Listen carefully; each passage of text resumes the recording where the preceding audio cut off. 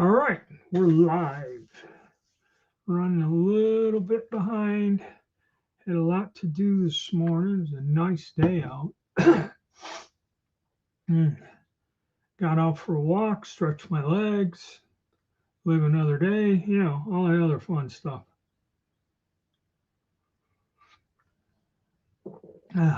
Ooh.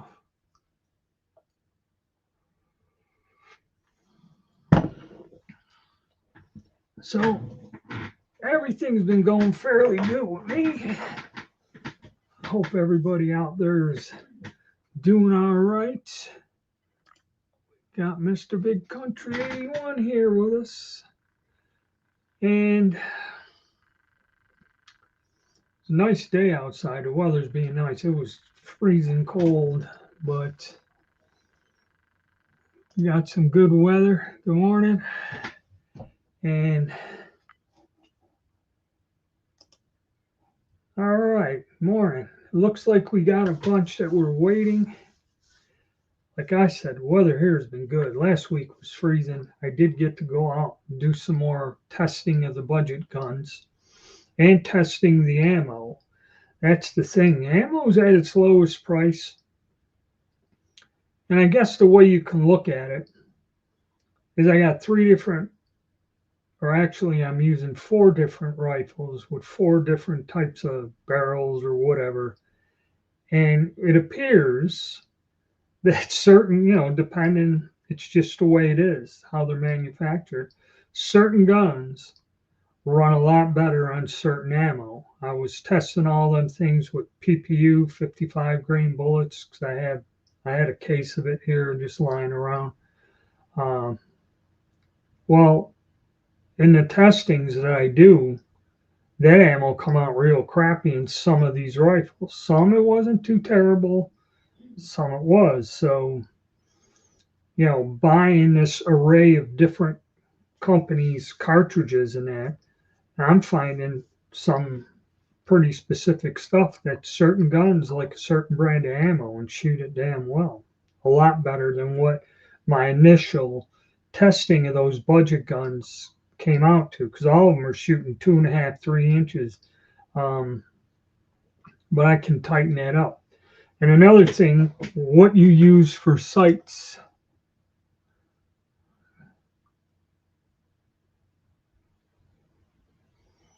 Now, Privy, most of the ammo I've ever shot through Privy Partisan, PPU, works great in all my guns. The bolt action guns, and even like 6.5 Grendel and the 6.8 Remington Special Purpose. Really works well. Never had no trouble, and it's worth the money. Their prices, still, their prices are a lot better than other stuff. But yeah, getting back to it, been working on it. God damn it.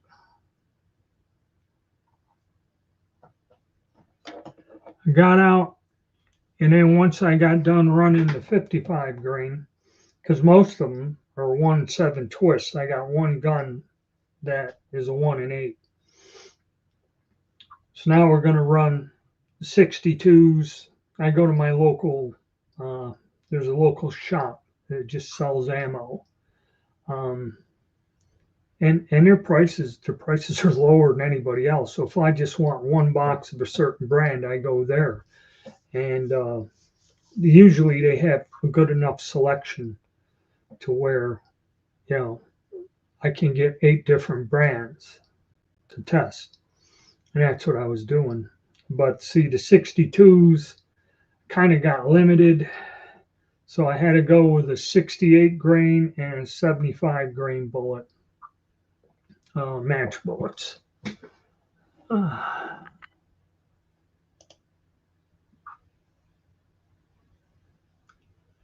Okay. Remington, New Army, the one, with the shroud, solid frame. You just pull the cylinder out, you pull the thing out, put a cylinder in, and you're done. Okay, that's the easiest conversion. It's going to cost like 3 C notes, if not more. But the Remington New Army is the one to go with. Um, so yeah, that proves that a lot of people get this gun fire steel case ammo. I had that Radical Firearms gun that has not skipped a beat with anything.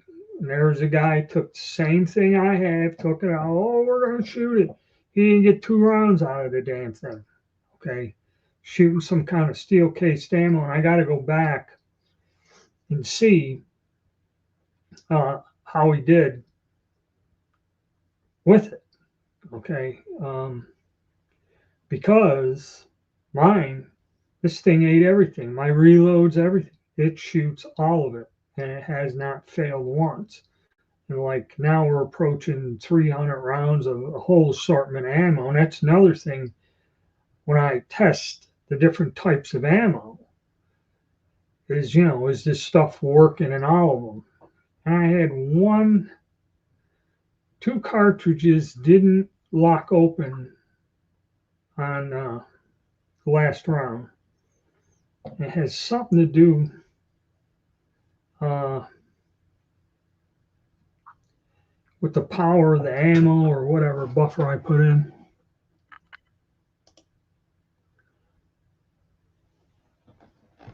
Morning.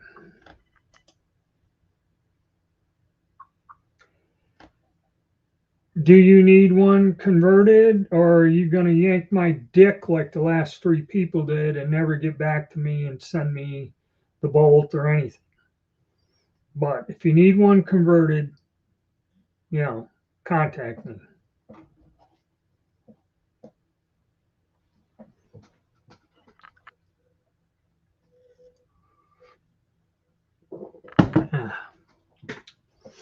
So yeah, it makes a difference. And curiously enough, I found some off-brand ammunition that works a lot better in these guns.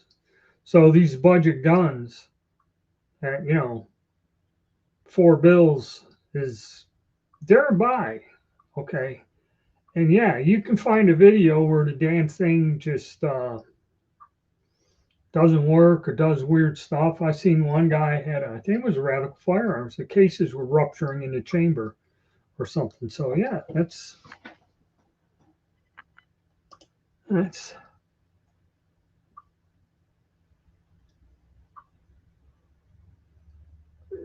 what do you mean? Okay, all the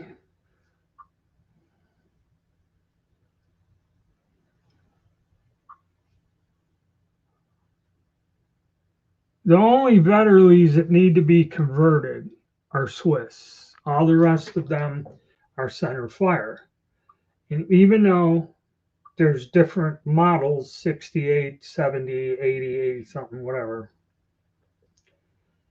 the bolt and the mechanism is the same on all the guns. Okay. So, yes, any one of them, the conversion is the same process. Okay. I hope. All right. So, yeah, there's no difference. All right. In the bolt and what is necessary to convert it to center fire.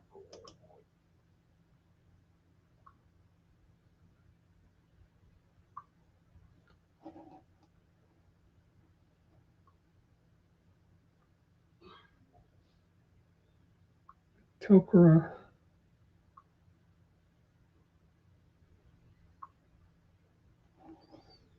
Reason I bought and upgraded a Tokarev TTF Titan.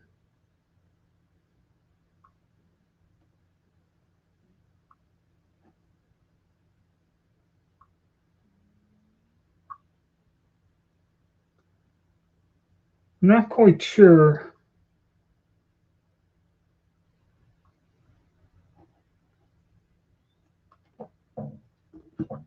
what the hell you're talking about. Tokarev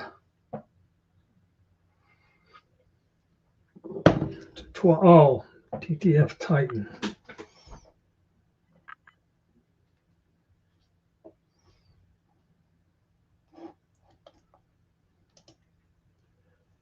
Yeah, I know, but I'm getting old, and I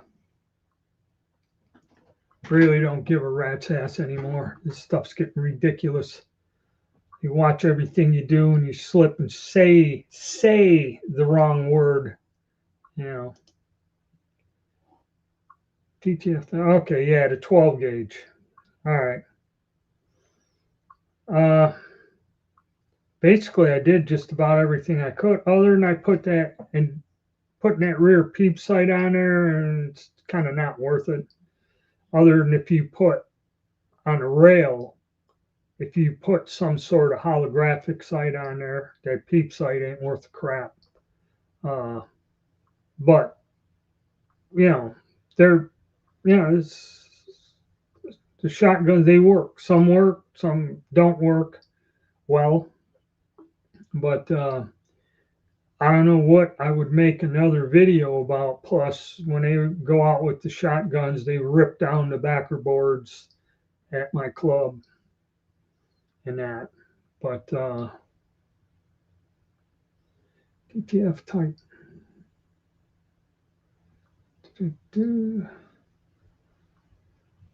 Yeah,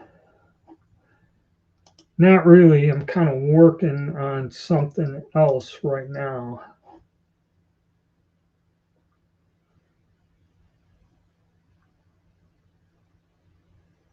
Framer 29.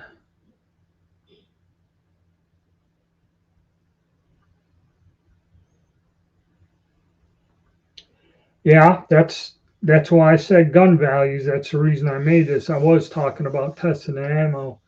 Um, but yeah, it's getting, the economy really sucks, and it's getting crazier than hell. Okay, and I mean everything is dropped. I went and got a transfer for uh, a, pick up something I won in an auction. I actually got a Star Model B finally. So I went to the dealer to get it, and I was talking to him, and he goes and talks to guys that own local gun shops. He works out of his house and basically transfers is what he does now. He don't even go to the gun shows no more because of his age and his physical condition. But there are several guys that's what they do is transfers. So he said he went down to the local shop, and they do have, it's more, it is one of the few gunsmithing places. Really got two or three of these guys that own it. They're all machinists and gunsmiths, and they got lathes, milling machines, and everything. It's one of the few places, at least close to me, 15-minute drive, where you can go in there and you have competent, skilled people that can do some work for you. Now, it ain't cheap, but um, they said, and they do have a retail counter because he does sell some firearms and take in used ones. People probably come in, owe money or want work done, and trade them used guns or something. Uh, so uh, he was telling them no sales. The only money they're making is on the gunsmithing jobs. Um, they have not sold anything, mostly used guns. I think he has a few new guns, but his selection is very small. His business is not built around actually selling firearms. It's more of a gunsmith shop. But they haven't sold a damn thing at all. And a lot of places order something, order a firearm or order some parts or something. And if I order it in the morning, I get an email before noon telling me the thing's packaged and going to the shipping department. Okay. So yeah, I can see that.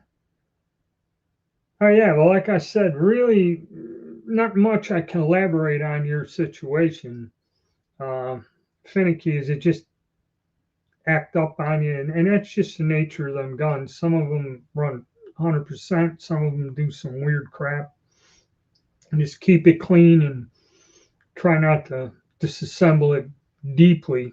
Pull it apart and clean it, but don't get into yanking everything apart because it's easy to bust things on there. quality control ain't that great. Good morning. Yeah. What did they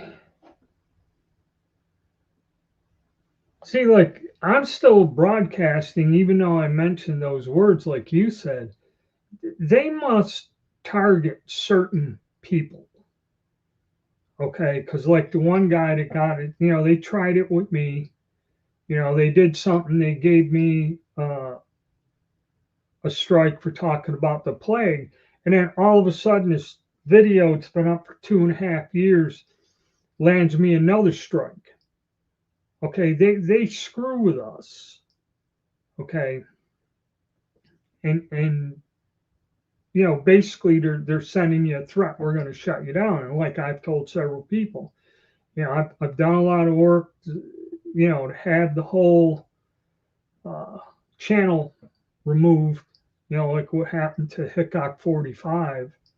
I mean, and I figured somebody like that, is benefiting the YouTube, I believe, but they don't care. They took him right down because his what was the reason? It's because his people sponsoring him and the people he was running ads for sold things that they didn't like bump stocks or triggers or some nonsense. And and I mean, he had to negotiate with them. He was on, and it come down to it. They nailed him. So I don't know. They haven't cut me off yet. Of course, I haven't picked up a gun on that.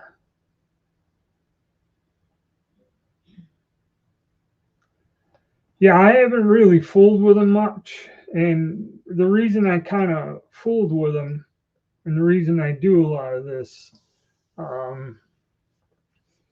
is I had some friends, okay, that were interested in them. All right. And I would make videos and do stuff and everything. And then, that way they were informed about it. I ain't going to say what really happened to the firearms, but, and that's what it was. That's why I worked with them, because for me to pile up 10 uh, inexpensive shotguns and have them lying around, it's bad enough with the ARs because the AR market is wiped out. And I mean, that's why, and seriously, I keep trying to put the word out.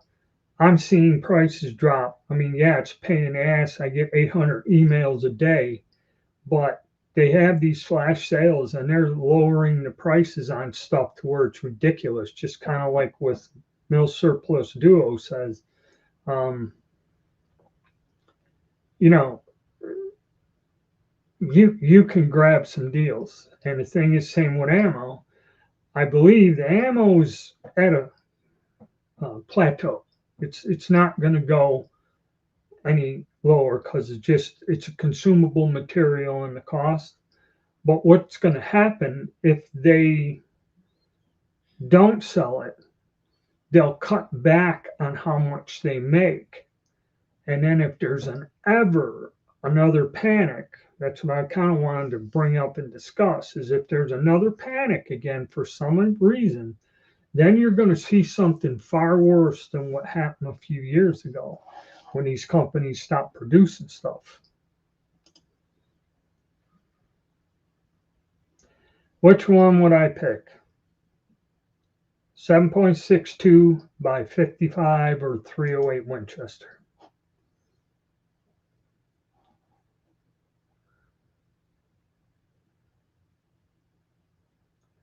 Oh, this is 1616. I see you. I got you on here. Do you see this on? I'm sorry, I didn't get back to you.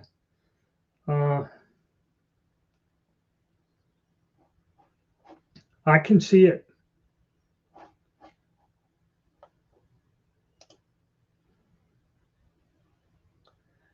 Yeah, I don't understand it, but it appears to me that some people are there, once the AI locks on you, okay, you're on the list of enemy of the state or something, because really they do send me emails like I'll upload something and it sits for a few days. What I do is I sit down, spend a day, and I upload a ton of videos, and then they'll examine them and they'll send me an email and said, hey, this thing is um, suitable for all ads or whatever, and this one is not, and it'll be limited. Um, they've never told me um, what is totally unsuitable or not, not available or whatever the hell, or banned.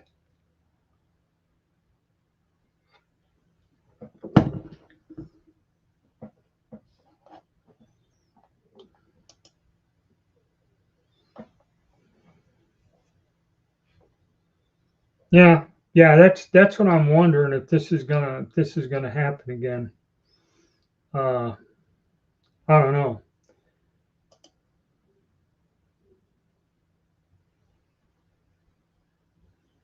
Yes, if you've kept up with the channel, Carson, uh, there is, and actually I got some more coming. There's going to be more of them. Um, you mean reloading or just what I find in the store? Because right now I'm just doing it because there are people that reload, but reloading is not as popular as it has been. So, um, I'm testing factory stuff and for right now, and I'm going to run through a bunch of guns, and I got some more I'm going to run through.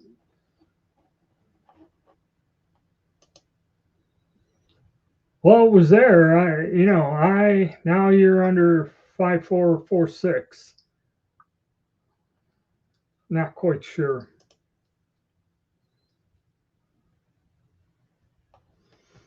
Yeah, I got all the coffee I need. Kind of hard to send it to you over the internet.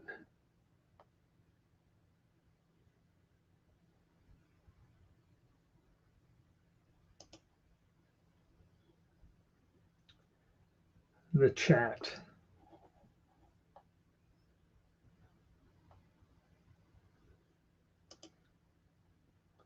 Hey.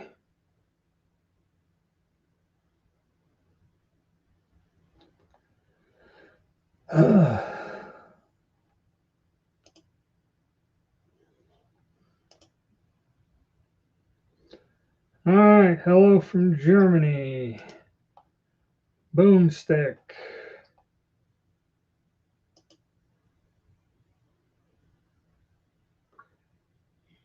That I may do, but not right now. I have a huge box of fired brass. During the plague, I went and loaded up some stuff and liquidated it, and I loaded myself some, and then basically I just um, did that, and I kind of stopped because loading 5.56 is royal pain. Okay, smaller anything is, the more difficult it is. But I'm going to do some. I think PPU makes a 75 grain bullet, and I got that 8 pound keg of that reloader 15.5 that I ain't got no use for it, and I'm gonna load up probably some and run them in my FN, the one with my FN barrel. And maybe while I got these budget guns, run them in some of the 1-7 twist barrels, see how it does. See if I can beat. Uh, I did a 68 grain the other day and a 77 or something Frontier ammo. And in some of the guns, it didn't do quite well. Some it did. 30-06 ammo. The only thing I've tested were some reloads, and you got to be a member to see them. But for me to like just go out, buy it off the shelf, and shoot it to see, That's not something I foresee doing. Uh, I'm doing mostly the ARs because the ARs are the most popular gun in that caliber, and I get the most views on those videos. Apples and vodka. That's a good way to start Sunday morning. Try to stay out of jail by noon.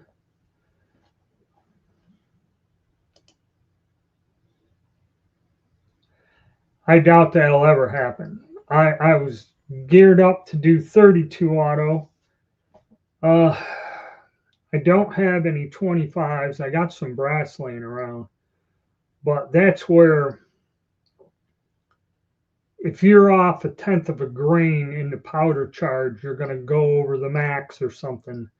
That's tough. And I think in my whole lifetime, I've never shot more than 300 rounds of 25 ACP out of assortment of those guns I had. Uh, it's not something you kind of go to the range and burn up 200 rounds like a 9mm. But that ammo is expensive. I remember somebody had one, and that stuff was $50, $60 a box if you could find it, because I don't think anybody really stocks it in the store. You got to order it online.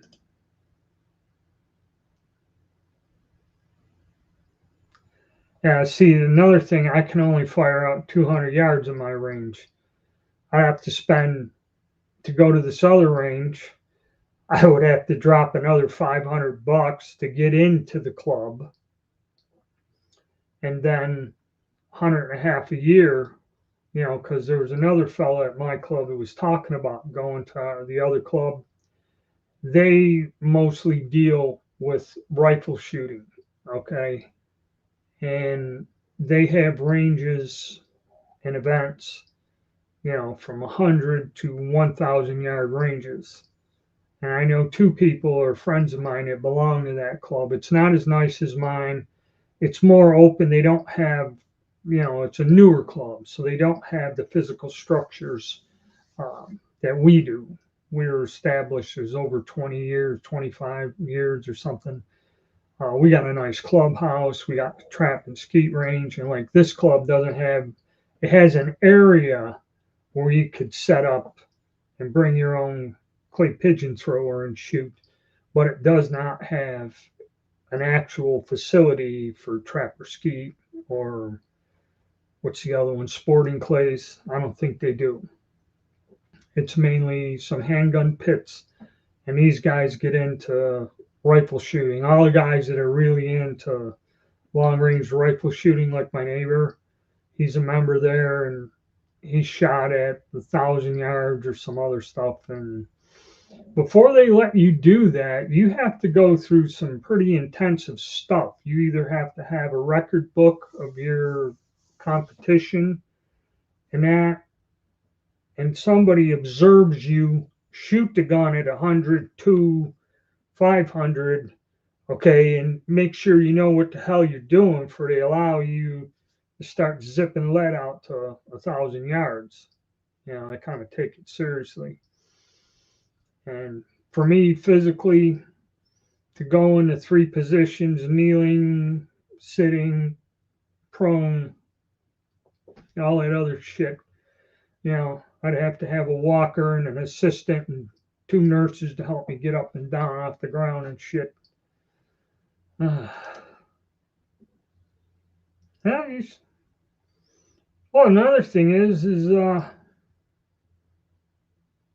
you live in an area, some of these guys live out in the big empty where there ain't nothing for 100 miles, so you can shoot out what you want out in the west, out in the desert. But yeah, I mean, it'd be nice. Because truthfully, he was asking about them conversions, and I made the ammunition for those Swiss Vetterlis. Those sights are set for 300 meters, which is approximately 400 yards. And at 200 yards, the damn thing shoots quite high, okay, because the bullet's going like this. And if you're halfway there, you're going to be high as it starts traveling down to where it's going to land. That's why the Carcano is a pain in the ass. It has that big, weird trajectory. But yeah, it'd be nice to do it one day just to make sure my guns work well. Cobra Magnum cartridge. Really don't know what you mean by it. Magnum. I've shot my 44 Magnum a few times, but not into that high powered stuff that you can, not take a satellite down with.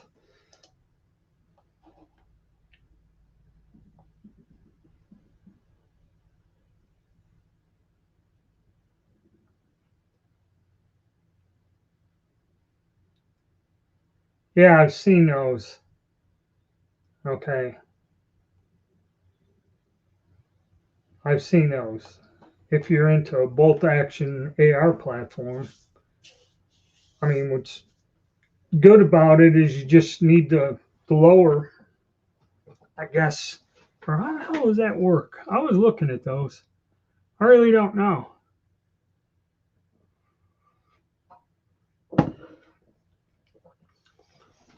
The reason they have trouble with their quality is they don't really hire machinists to run their equipment. That's the issue. Because a friend of mine was offered a job to go down there and train people. Oh, not a bolt action. So you're talking just about AR-10 style action or one of these guns on AR style that shoots these wonderful cartridges. Well, if you stay tuned to the channel and I start talking about my retro guns, I'll explain to you the whole concept behind the AR-15 and AR-10. And the idea is not to have something that fires something like that. The whole concept kind of went to why we had the AK-47 and the AR-15 was because after the war, they realized that most modern engagements don't go past 300 yards. And the German Sturmgewehr had that little nifty 8mm Kurz cartridge that you can control it in full auto. It goes out to the 300 yards effectively enough to be useful. And the gun is lighter, the recoil is less. So it is kind of insane to go and take an aluminum made gun on an AR-10 platform and shoot 300 one mag out of it. You're better off with a bolt action gun setup, which is going to be more accurate, more controllable, and that. But they make them, people buy them. So who am I? Who am I to judge this? Ohio State run guns are 24 per year, 5 miles per day, up to 100 yards.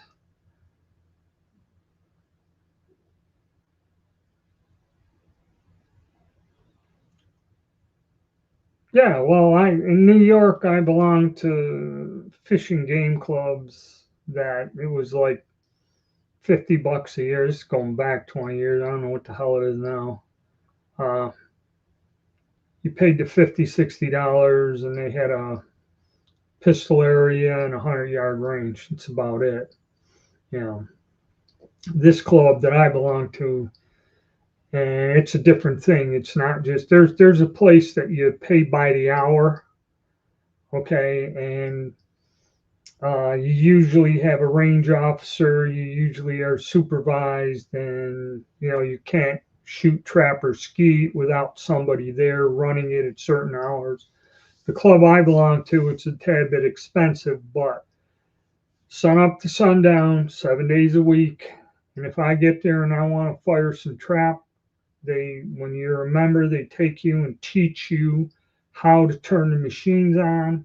how to do that. And of course, it does cost money. You have to pay for your 25 birds or whatever you shoot. Okay, you have to deposit some money in a cash box in there, or now it's paying with PayPal or my account. I can just do it on my debit card. Uh, yeah, I can shoot as long as the sun's in the air. I can go out there and shoot one of the ranges. That's the thing about it. And you see me when I make my videos, I'm just usually in the utility pit or on the rifle range, and there's none of these buzzers, and if there's nobody there, I got the place to myself, which is pretty cool. I like it. But yeah, that's what you got to pay.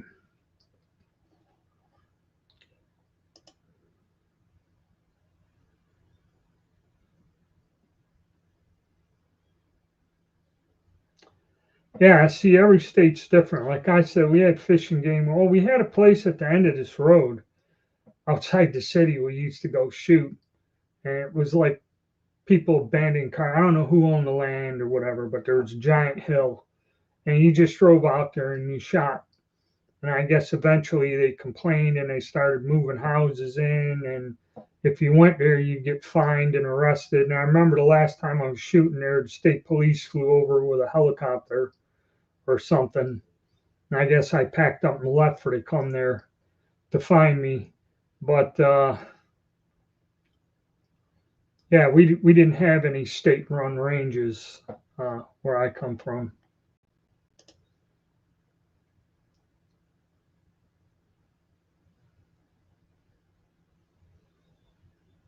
All right, so we didn't have none in New York, and there is one here. They do have a range I used to drive down to here in North Carolina, where they just, let me see something. What the hell is this? Oh.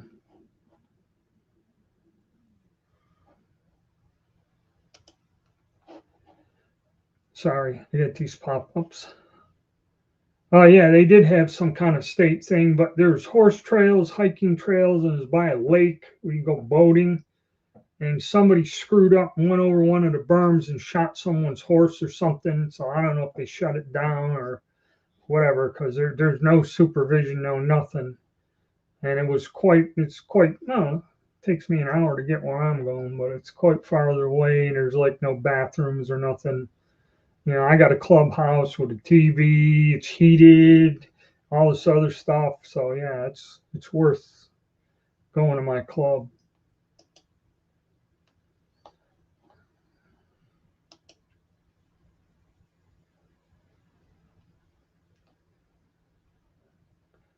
Chaffee County Public Region, Colorado. Never been to Colorado. I was going to look for, when I got out of the service, I was thinking about looking for a job, moving to that state.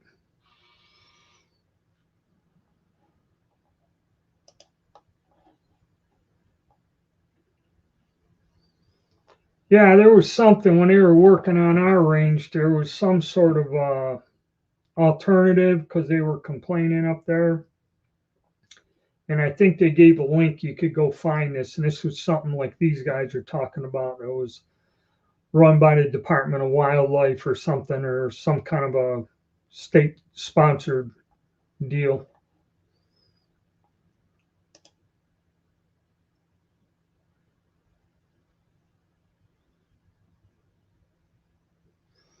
Yeah, I always wish I could just step out of the back of the house on the property and that would save me a lot of wear and tear on my vehicle and time, but I ain't that fortunate.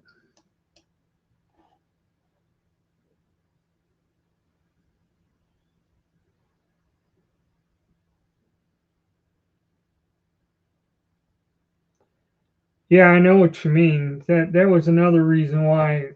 See, I joined this club because the manager of my shop, his father was uh, one of the founding members, and he used to like to shoot trap. Well, he got me into this club years, almost 20 years ago, probably more than 20 years ago.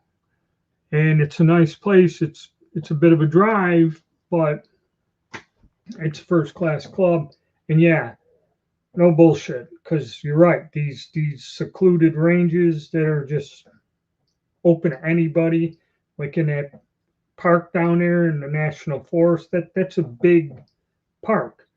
There's more to that park. You got to get a little map and figure out which road to go down. Because, like I said, there's a lake, there's boating, there's horse trails, there's something else down there, and the range. Okay, you never know who the hell is going to show up. It's not monitored, and you get some weird looking people come in there. That's why my wife kind of didn't like going there. All right, take it easy. So yeah, but I don't know what's going to happen. I know, like he said, you know, the panics happen and that, but right now, with, like I said, I was wrong. Last week I said it would be this weekend. It's not. Thanksgiving's the 27th. I was off. So the Black Friday melee is not for another 2 weeks, about roughly. And we'll see what happens. But I think I'm going to do all mine shopping online because they said that the economy's bad. I really don't see people beating the door down. Well, you never know. People have some kind of money.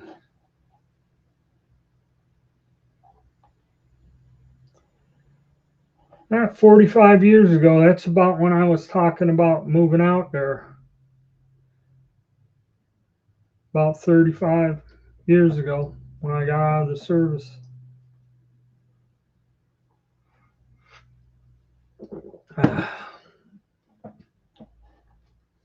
It seems that they had a chance to expand, and a lot of people in places that didn't. And then I don't know who actually beats a path down to that state.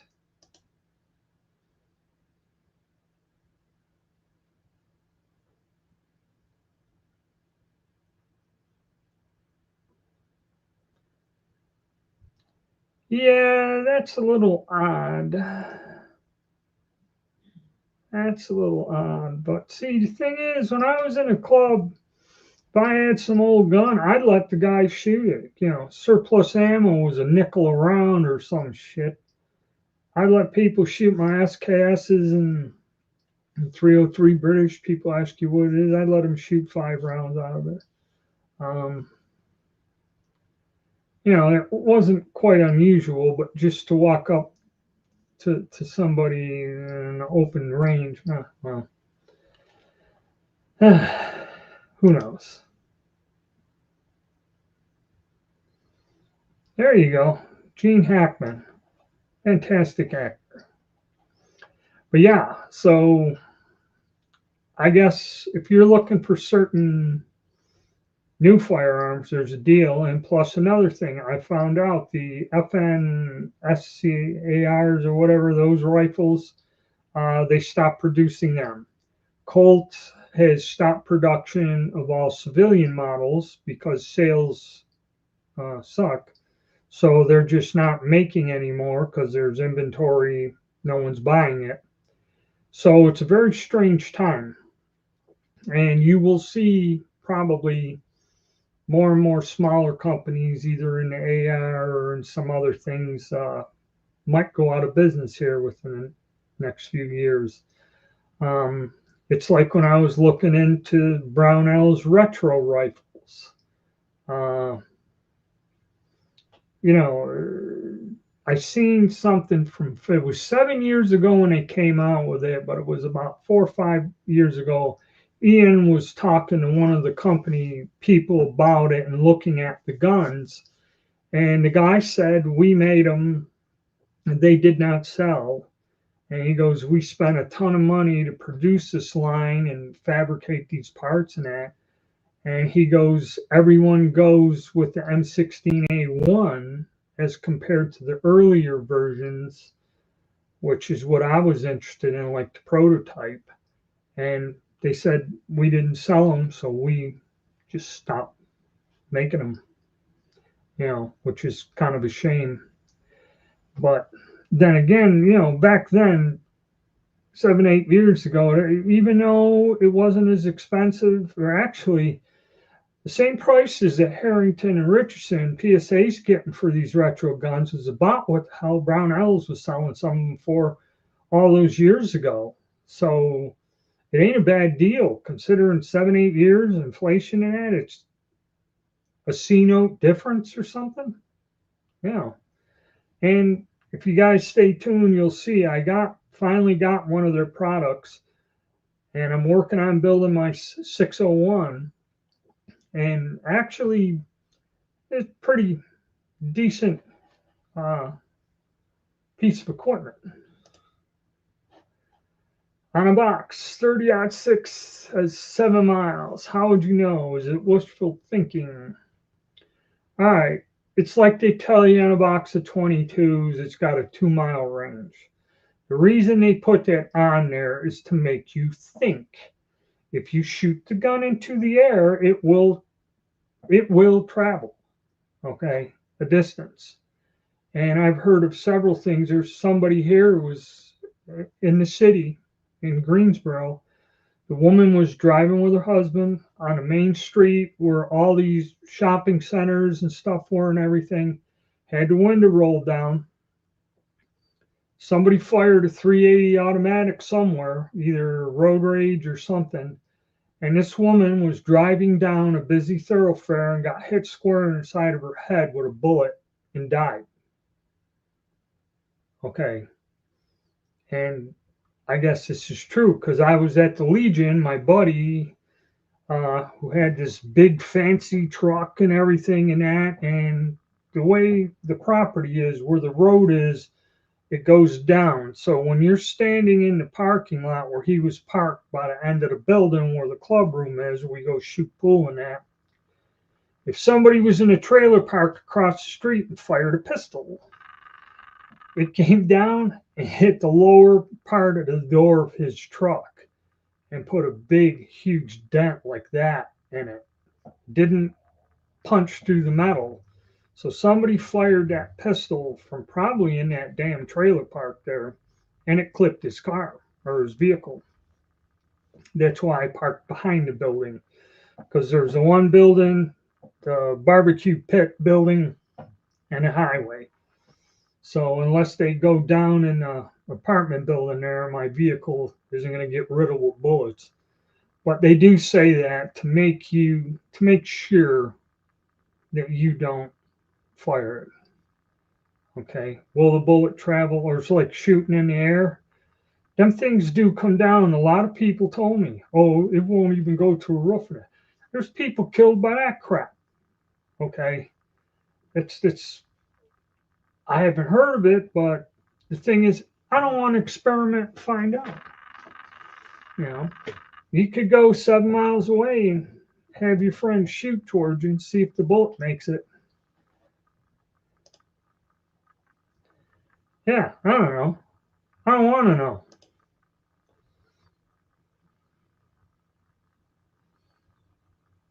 Yeah, I mean, I understand that for certain game. Okay. 300 Win Mag, I don't know, because, okay. But are you going to get a lightweight aluminum AR-15 platform, or would you rather have a good, rigid bolt action rifle? You don't need I don't even know what the hell a 300 Win Mag would have, maybe a 10 round mag. See, this is where some of the stuff, the practicality of it, that's what I call in the question. And usually weird crap like that's very expensive. The practicality of it, it's like that little 7-inch barrel AR pistol I have. I can't, with my bad hand, I can't hit anything at 25 yards with the damn thing. Okay. The practicality of that weapon, comes into question. Yeah, it's cool. Everybody wants to touch it and that, but other than for doing something evil to other people that really don't have much of a value, okay, and at close range.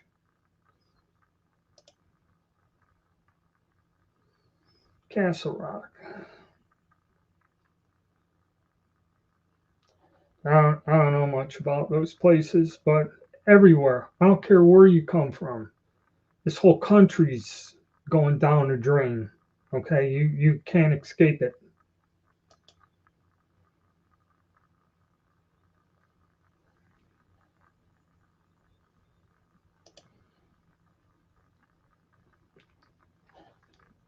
Yeah, I mean, that's the truth.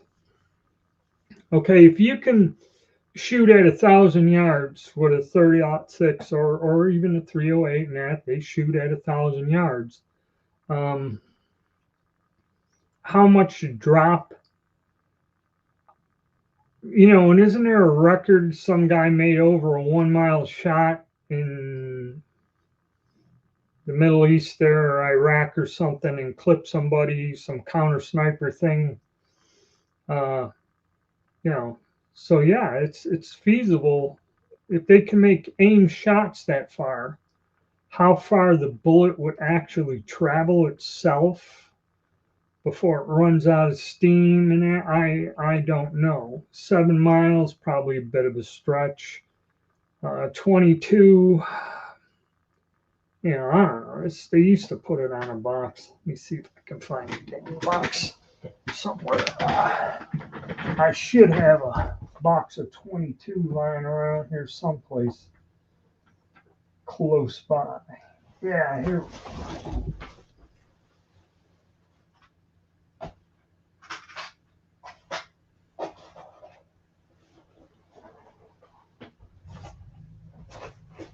All right.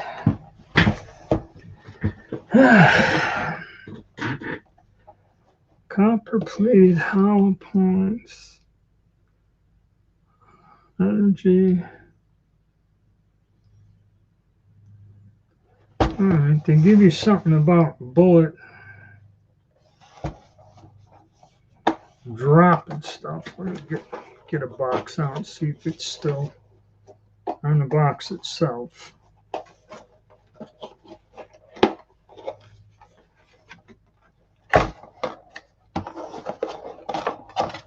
No, it's not. This one. This is a bad one. This one ain't got it on there.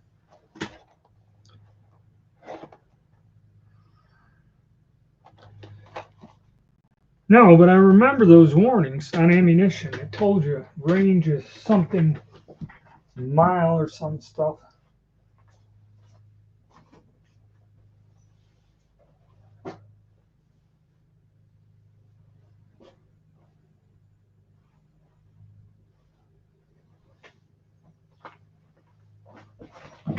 Whatever. I guess it's not like smoking cigarettes. They don't care. They took the warning off. Morning.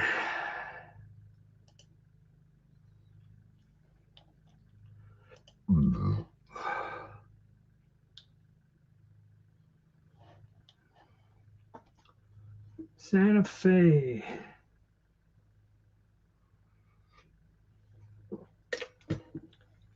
No, but it's going to be interesting to see. And like I said, prices have come down and production has stopped on a lot of more high-end stuff for things like the FN rifles and Colt. Because when they were talking about Colt reissuing retros, their stuff approached 2K, where you can find something somewhere else for considerably less. But when it comes to the Milsurp stuff, it's still out of control. Whenever you see a lot of these guys go to the gun show and look at stuff, a lot of the asking prices for what they have is crap. Okay, I mean it's insane. But I've been in a few auctions. Okay, and that's where I got the B. The only problem is between the auction company and going through one of them auction services where you can live bid, be it proxy bid or live bid auction or whatever, they charge a fee also. So it comes out to like 28%. And like I'll go around when they start listing everything at $1, put an $80 bid, or if there's something I really like, I was just kidding around with this, put in a bid for, about half of what I seen it go for, or even less. Well, every now and again I win, but then I end up paying, like one guy said, you pay just about with shipping, the transfer, you're paying 40% on a hammer price. That's about what it all kind of comes down to. So it's crazy. Scrap lead, since we always call this things. Those they say are not good. You're not going to find lead pipe. I melted all mine down that my family had in the basement and lying around in the garage 40 years ago. Okay, you don't find lead pipe anymore. You use plastic or something other than that. Roofing lead net, I don't think they use that anymore. Okay. And that stuff, the sheet lead, something about it, they warn not to use the sheet lead because there's something in there that when you heat it up or something, some guy had some bricks of lead I bought and like a weight or something, scrap lead. You don't know what the hell's in there, Babbitt bearings, whatever. You want to stay away from that. I tried buying it online from that one company out in California, and the stuff is contaminated with zinc. They say it's pure lead. It's crap. I don't know where you can find pure lead anymore. But what I had to resort to is I do go to those companies, and when they have the stuff, which is either hardball or Lyman number 2 or whatever, that stuff is like $6 a pound, but it casts a decent bullet. That's kind of why I backed off from the casting. Yeah, and you go to the scrapyard. God only knows what the hell the stuff was. They say the dentist's office have some kind of little bits of lead for the X-rays and stuff or something, and that's one place you can get those. But I don't know what how good it is. Medical lead around where they X-ray that. You might be able to find that.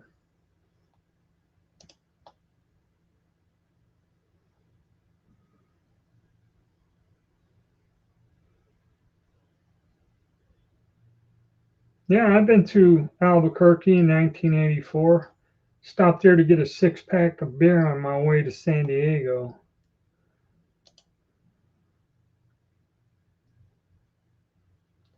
Or Tutankameri, I spent the night there. That was a little hairy. I got there when it was dark, got a thing in a motel. I think I went to a gas station, bought a 6-pack of beer, and just stayed in the motel and hit the road when I was going.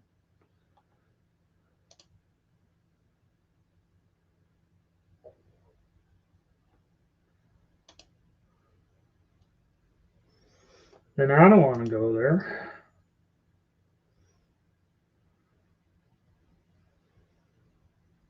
Okay. Well, these guys seem to know. They should be able to give you some answers, Peter.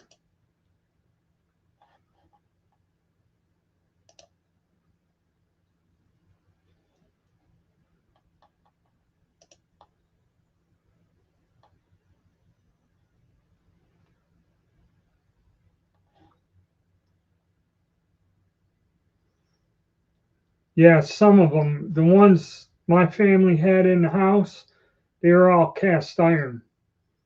Uh, I never found some lead ones. But I remember they used to take them to the scrapyard. I used to go to the scrapyard and find buckets of them when they tore down old homes, the cast iron window weights. I remember that little piece of string.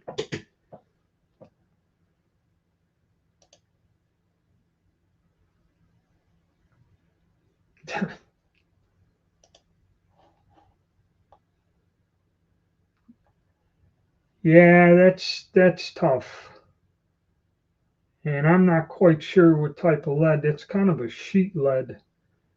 And it's like you used to be able to find scrap sheet lead. I've cut some up and kind of worked okay, but a lot of times lead scrap is like I said, it's mixed in with other stuff. Babbitt bearings have copper or something in there because I remember melting this stuff down. You know, you're skimming this heavier metal off the top of the lead and that. And wheel weights are a thing of the past. You know, I don't know. I don't know what to tell you, but you know, stay away from that. Hold on, I'll give you the name of the company. Don't buy their pure lead. Okay, they come in ingots.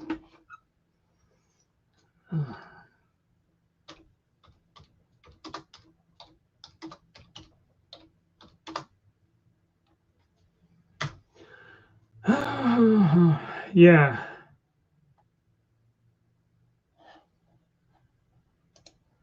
Roto Metals is the name of the one place, and then Zip Metals. I think they're like close to each other.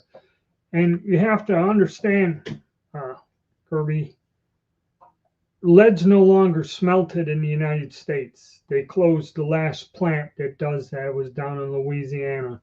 They closed the last place that did it. So all the stuff that you're getting from these guys processed in the factory bars, I believe comes from outside the US, namely China or God knows where, India. And so your purity and what they use it for today.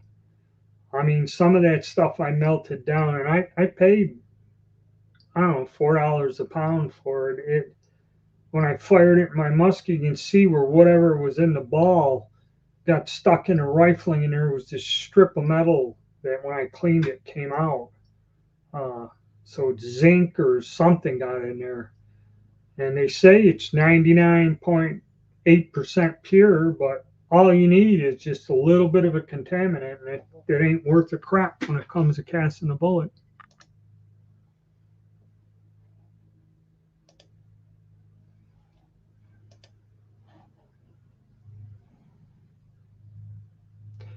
Yeah, but see, then again, you get that stuff from the range. The lead in jacketed bullets is not the same. It's different. It's that stamped swage lead, and even when you get a bunch of that, it really don't cast well because you don't know what the hell is mixed in there. And I've seen people do this: take a huge cast iron thing and fire it up with a propane flame there, and then just scoop all the stuff out and flux it, and that's because I hate casts and bullets, and they're all deformed and wrinkled and screwed up, and you waste your time doing it.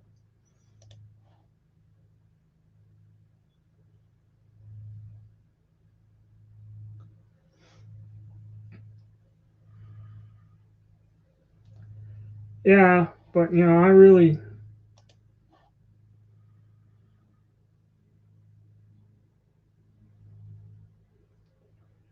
really wouldn't like disassembling wet cell batteries. Not my idea of a fun day.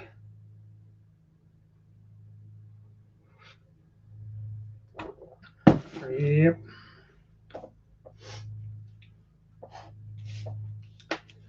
But I don't know.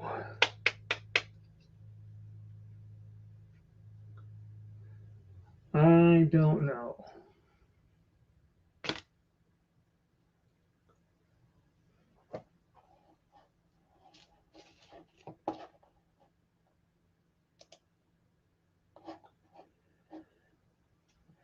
All right, yeah. So back to the topic I was talking about. Yeah, mill surplus.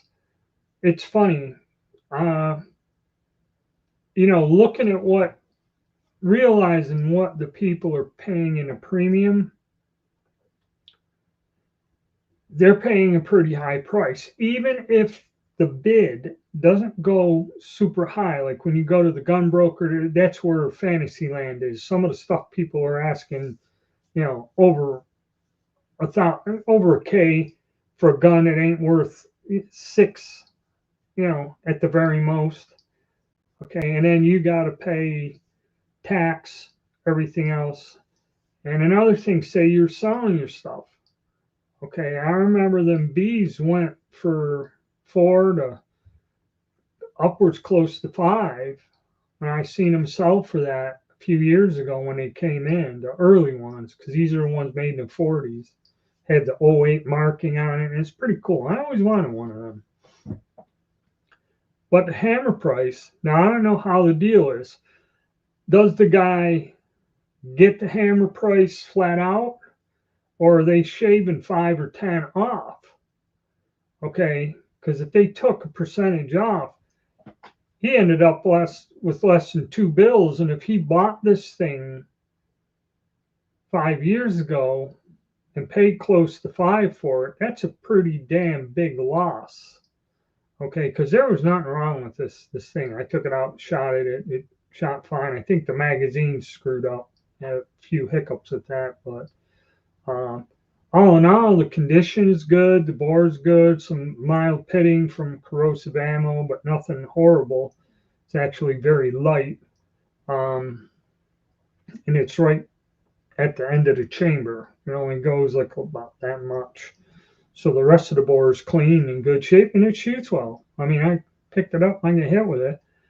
But, if I paid the long yard for it 4 or 5 years ago, and I put it in an auction, and I didn't even get half of what I paid for it. And then plus, like I said, I'm paying 28%. And then there was a damn handling fee in there. Dude, you see, you gotta watch these auctions. Some of these auctions are crookeder than hell. Okay. What you're getting. But some stuff, and again, it depends on what it is. Some stuff goes pretty high. They had a local auction where a Colt rifle come up, and it was a civilian gun, or it wasn't fully automatic, but it was something that might have been made for police or something back in the dark days of the ban. And I was figuring, hell, if I can grab that 6, something like that, 7. I was surprised that thing shot up well over a K, before it was all said and done. And it wasn't exactly in pristine condition, put it that way. Tulsa on surplus. Well, what did you buy, man? You've seen some great deals. And how long ago was this? Oh, yeah.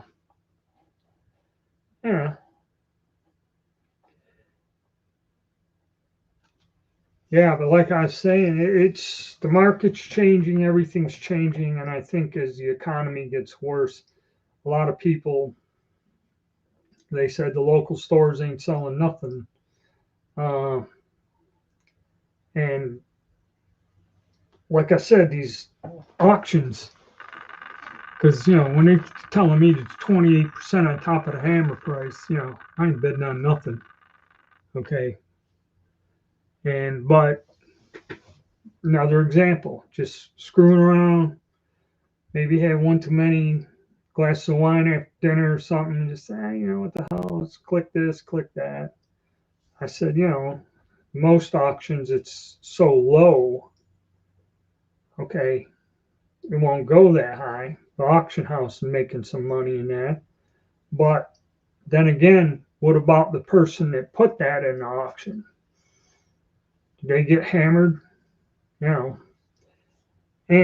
like in this next comment, the economy's tanking, and that's true.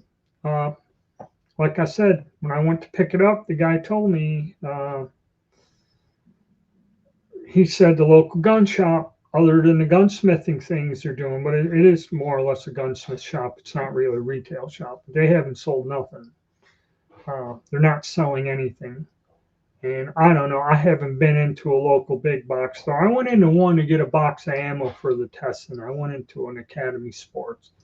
There was somebody at the gun counter in there and a couple other people looking. I think there's more, again, this people buying stuff for protection more than hunting or anything like that. You know, because they had cases were full of handguns and Academy, for some reason, they did have some long guns. They used to stock more of them at one time. They had very few long guns where that back wall used to be jammed with stuff. But handguns, the cases were full to the brim. Came with an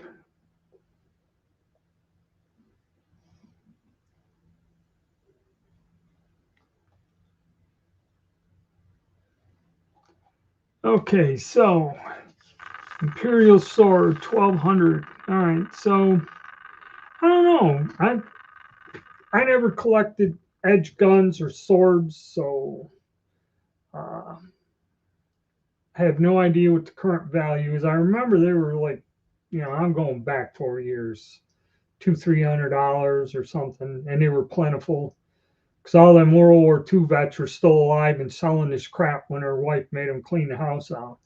K98s, yes, 1K and up. If they're, I've seen them go that were junk go for a lot of money. That one local auction I went to, this jackass, either he bought them that way or he'd shoot them with corrosive ammo and never clean them. He had an old Springfield 0383 with the tangent sight.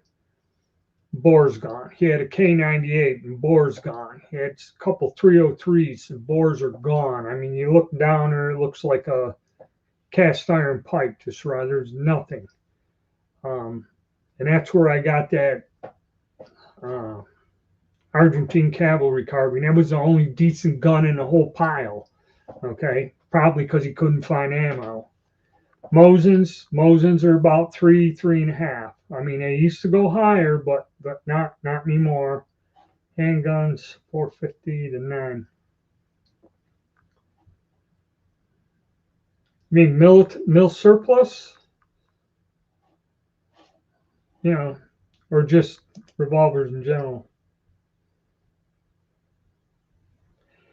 Yeah, because I went to that one gun show when I did the gun show report. There were no people there. So when you got no people attending the show, yeah, it's going to be really slow.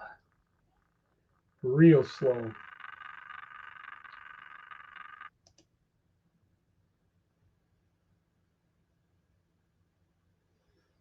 There you go. Pellet rifle always comes in handy. I still got 2 or 3 of them laying around here somewhere and never got rid of them.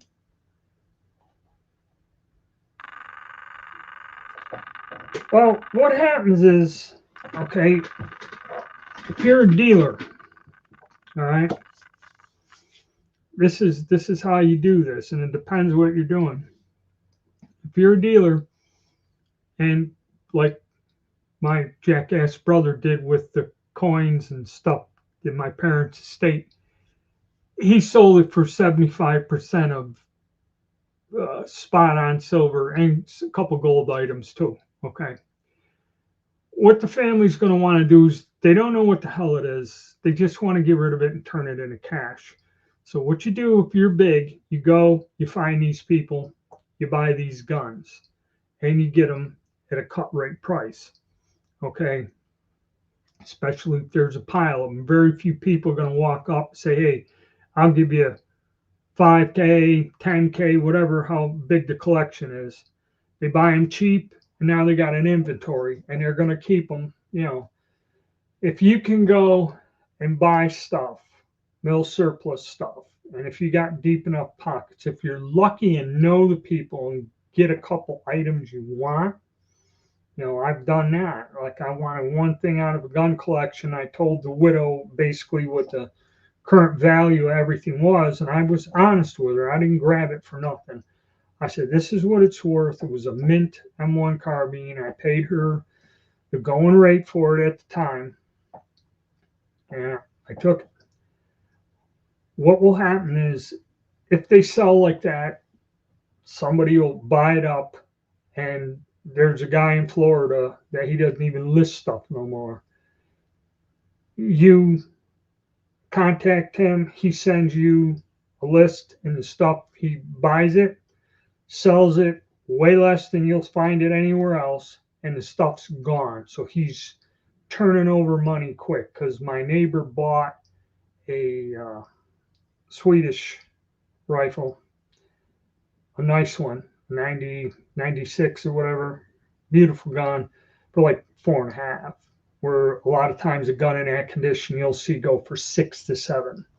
Okay, so he got it probably, with shipping and everything else, 5. So I don't know. I don't really think you'll see it. There's enough people out there to do this for a living. Like the one guy I know locally, he goes to the States and he just has a buttload of money. And he comes in there, probably pays them in cash and takes it. And then he gets top dollar. Okay, but he's one of the few people around. And even he said he's having problems finding material. Okay, that's why he had to go. 2/3 of his stuff now, which all used to be mill surplus, is brand new items, be it pistols, shotguns, whatever. He has like more retail stuff than mill surp.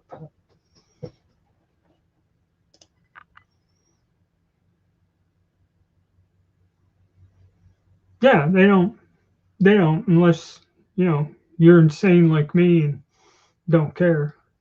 But yeah, people can't make ends meet. They don't go to the club uh, to have a beer and shoot pool no more. And I'm not talking to not going to the Ritz. You're talking $20 hanging around. We're all old. We don't drink that much, and shoot a little pool or something for a couple hours on a Friday, or actually that's where I'm going today. Today's race day. And that's where the American Legion looks like the senior citizens TV lounge. They all come in, bring snacks, and they'll watch the race or the football game and just sit there. Ain't nobody under the age of 50 in the place no more. So, that's just the way. But yeah, money's tight. People don't go on excursions. People don't go out. People don't go out to eat as much either, be it in a restaurant or something like that.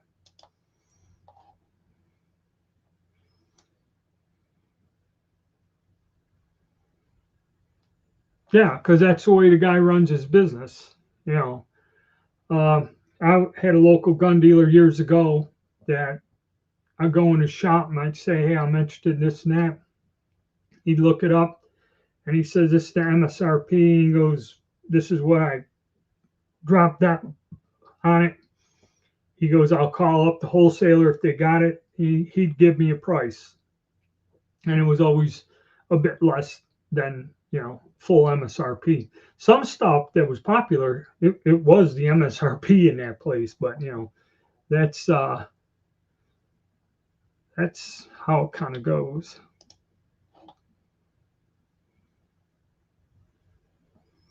There you go. That's got to go for over, okay? All right. So yeah, that's the thing. But the thing is trying to turn it over. Especially the higher the price gets, the more difficult it's going to be. But something like that, if you find a real true collector who knows that things pop up, and usually a person like that, they got any sense, they got a little pool of money in case something like this appears, that they're ready to kind of get on it. That's what I always used to do. Or even going to a gun show, you'd always bring some extra cash with you in case for some weird reason a deal does pop up. even though you're not going there for anything specific, you know. But nowadays, hell, just about everybody takes some kind of electronic payment or credit card, so you ain't got to do that no more.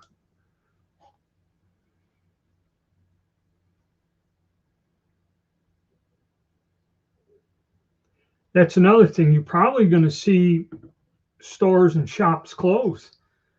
I mean, I don't know how these guys do it. I thought about getting my license and maybe having a part-time business or something.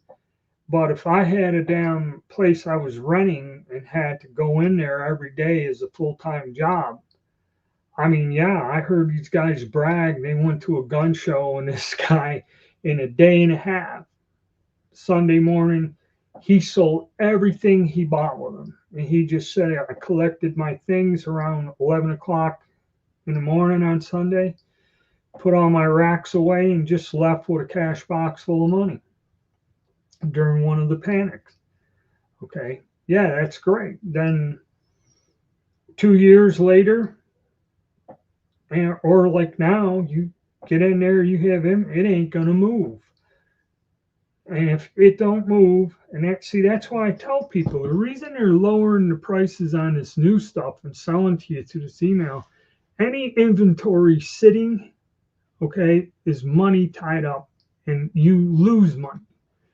If you buy a bunch of inventory and don't sell any of it in 4 months, 6, 8 months, you know, you're losing money.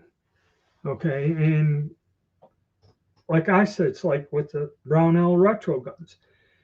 They were a bargain. They didn't sell. They just don't make them no more. Or, a company will go out of business. Or something that was really neat but a little bit on the expensive side, they just disappear, never to be made again. Okay, that's the strange thing about this whole gun collecting and everything else. Morning, Dan.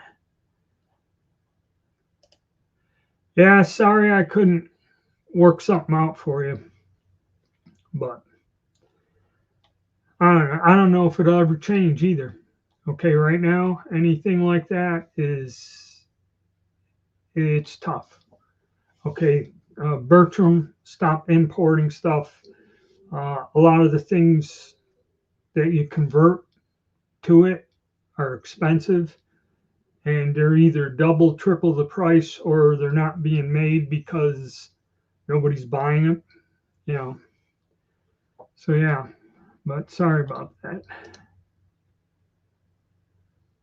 Yeah, I kind of don't feel like building parts. I did for years, and I've done several projects, but I kind of given that up.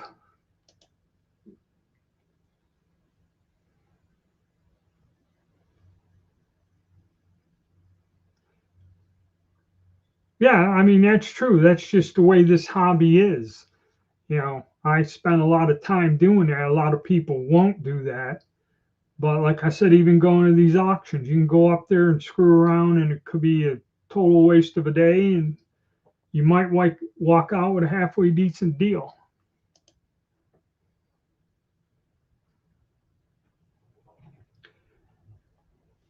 Yeah, but I mean, you can get one of those Century Arms ones now. I looked it up. I paid like 8 C notes for that Portuguese G3, when they were like a K.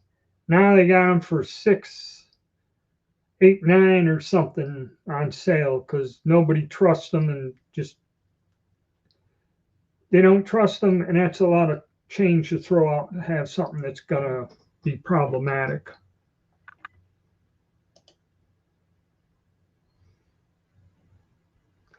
Yeah, you don't know a lot of the stuff they sell. Whenever I see the old Austrian guns or the Vetterlis and that, a lot of that stuff is in, I got to handle it before I buy it. And even them French rifles, I forget 2 or 3 of the fellows that buy all that stuff from them got those French refurbished. They refurbished them. They're like new. They had a bunch of carbines like that.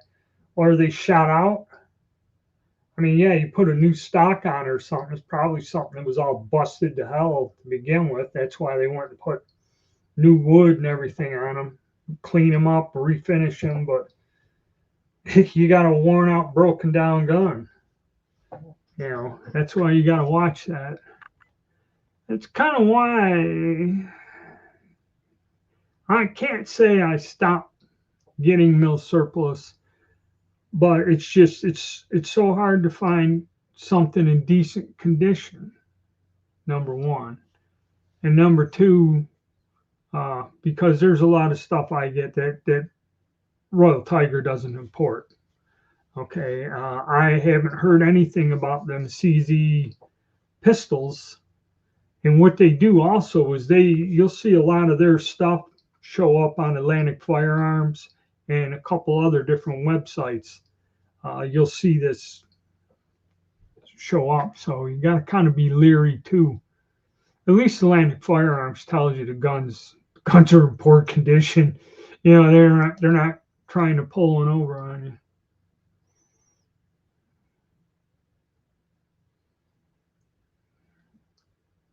Counting 16 cases in my basement.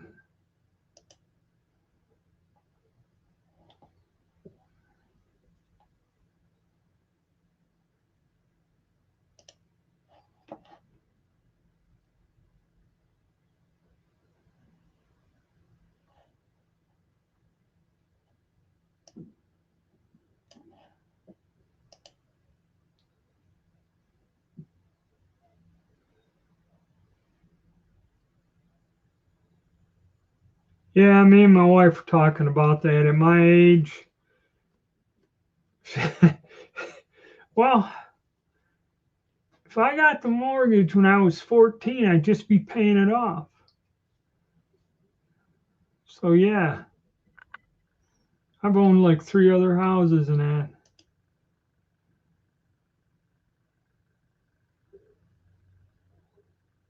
That never phased me. What was bad in the Navy is you just wanted not to wake up in a country you didn't know where the hell you were. That that could be frightening. Americans.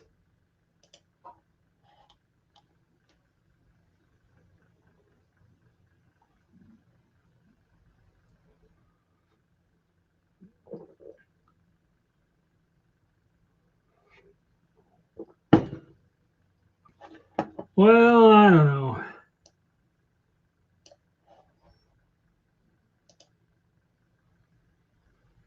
Yeah, I know, but how used up's the barrel, and you really can't get the equipment to fold up a receiver.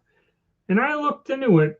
See, I'm not a good welder. I got a welder. I got a guy that he told me I just got to explain to him what the hell to do. And if I had all the kits and that, he could get all the welding done. Okay. And we were going to do that. But, you know, a lot of money into the setup. And then once you set it up, you got to produce to get your money back. You got to produce a lot of items. I mean, to where you are liquidating them. And if you ain't got numbers or whatever, it's a very tricky thing. Doing one or these build parties like they used to have, like that, you know. But yeah, that's pretty cheap. But I bought mine from that place there, whatever that one I have. They did a pretty damn good job of it. I got to beat the thing apart with a hammer. It's so tight, but it shoots well and it works good. And I didn't have to, get a parts kit for 100 and then 800 and tooling, you know. So yeah, I'm kind of out of the adventures. I'm retired. Yeah. Yeah, because it's getting tough to run them. I know one guy. He sold his place at a new owner. I haven't been down there to see how that guy's doing or whatever. I really don't go to bunch of local stores here. Most of them don't have any surplus or even used guns to where I'd look at them that much. Um, just peruse through there.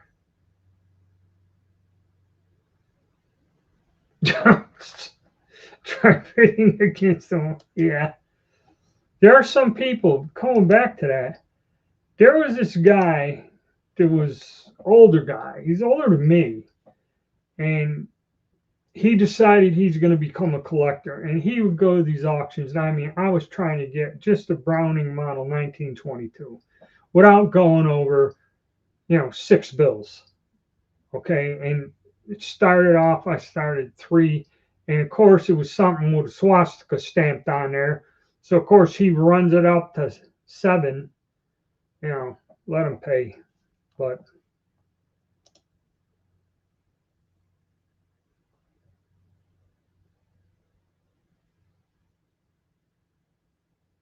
well, not really. Some of that stuff was sent there pretty, it was pretty good and pretty recent when it arrived.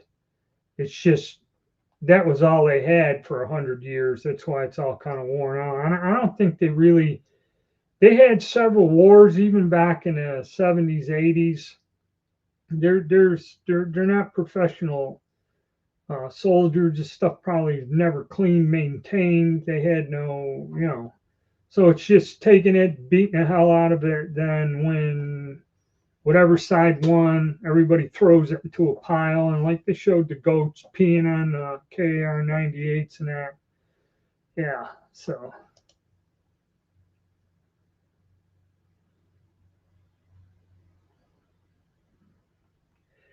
I don't know. What's his name here? He bought some of that Navy Vet 7665. He bought some of that 32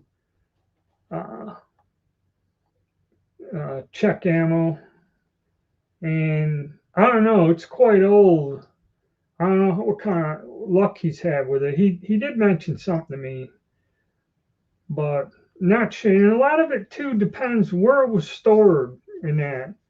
The Royal Tiger, I don't know. They make me nervous. Put it that way. They make me nervous. 16 cases. Oh, all right.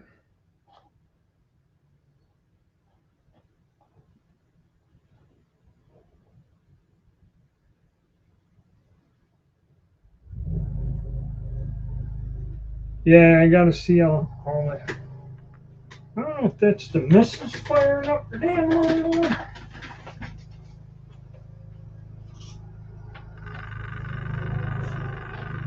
Yeah, it is. I guess she got bored.